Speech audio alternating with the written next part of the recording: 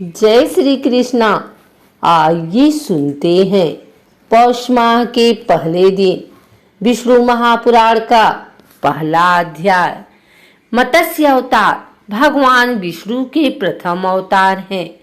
मछली के रूप में अवतार लेकर भगवान विष्णु ने एक ऋषि को सब प्रकार के जीव जंतु एकत्रित करने के लिए कहा और पृथ्वी जब जल में डूब रही थी तब मत्स्य अवतार में भगवान ने उस ऋषि की नाव की रक्षा की। इसके पश्चात ब्रह्मा ने पुनः जीवन का निर्माण किया।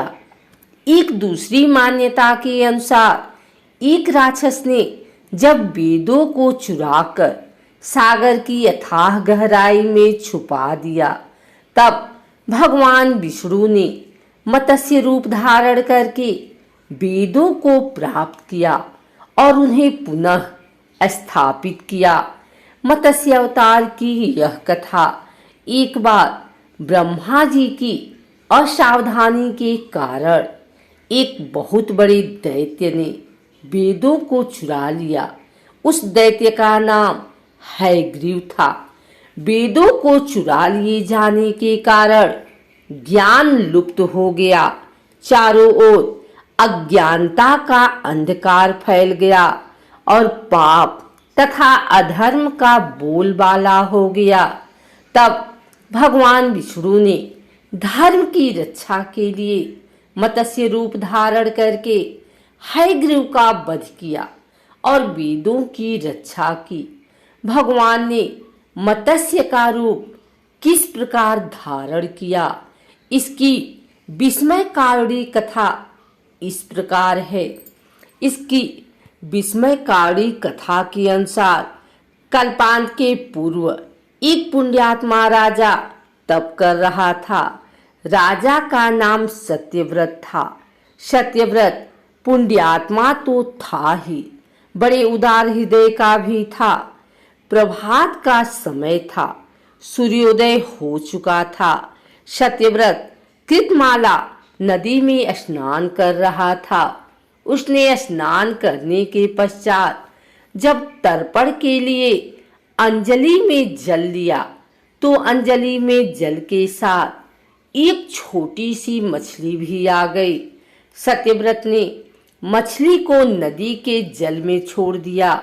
मछली बोली, राजन, जल के बड़े बड़े जीव छोटे छोटे जीवों को मारकर खा जाते हैं। अवश्य कोई बड़ा जीव मुझे भी मारकर खा जाएगा। कृपा करके मेरे प्राणों की रक्षा कीजिए। सत्यव्रत के हृदय में दया उत्पन्न हो उठी। उसने मछली को जल से भरे हुए अपने कमंडलू में डाल लिया। तभी एक आश्चर्यजनक घटना घटी। एक रात में मछली का शरीर इतना बढ़ गया कि कमंडलू उसके रहने के लिए छोटा पड़ने लगा। दूसरे दिन मछली सत्यव्रत से बोली, राजन, मेरे रहने के लिए कोई दूसरा स्थान ढूंढिए, क्योंकि मेरा शरीर बढ़ गया है। मुझे घूमने फिरने में बड़ा कष्ट होता है। सत्यव्रत ने मछली को कमंडलू से निकालकर पानी से भरे हुए मटके में रख दिया। यहाँ भी मछली का शरीर रात भर में ही मटके में इतना बढ़ गया कि मटका भी उसके रहने के लिए छोटा पड़ गया। दूसरे दिन मछली पुनः सत्यव्रत से बोली, राजन, मेरे रहने के लिए कहीं और प्रबंध कीजिए, क्योंकि मटका भी मेरे रहने के लिए छोटा पड़ रहा है। तब सत्यव्रत ने मछली को निकालकर एक सरोवर में डाल दिया, किंतु सरोवर भी मछली के लिए छोटा पड़ गया। इसके बाद सत्यव्रत ने मछली को नदी में और फिर उसके बाद समुद्र में डाल दिया। आश्चर्य, समुद्र में भी मछली का शरीर इतना अधिक बढ़ गया कि मछली के रहने के लिए वह छोटा पड़ गया। अतः मछली पुनः सत्यव्रत से बोली, राजन, यह समुद्र भी मेरे रहने के लिए उपयुक्त नहीं है। मेरे रहने की व्यवस्था कहीं और कीजिए। अब सत्यव्रत विस्मित हो उठा।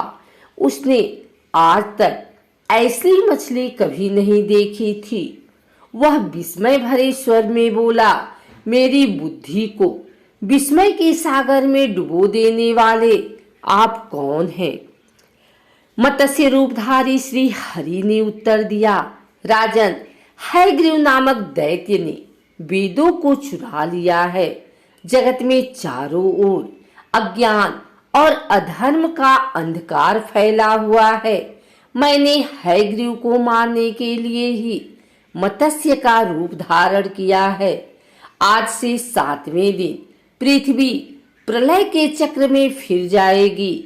समुद्र उमड़ उठेगा, भयानक वृष्टि होगी, सारी पृथ्वी पानी में डूब जाएगी। जल के अतिरिक्त कहीं कुछ भी दृष्टिगोचर नहीं होगा। आपके पास एक नाव पहुंचेगी। आप सभी अनाजों और औषधियों के बीजों को लेकर सप्तऋषियों के साथ नाव पर बैठ जाइएगा। मैं उसी समय आपको पुनः दिखाई पड़ूंगा और आपको आत्म तत्व का ज्ञान प्रदान करूंगा। सत्यव्रत उसी दिन से हरि का स्मरण करते हुए प्रलय की प्रतीक्षा करने लगे।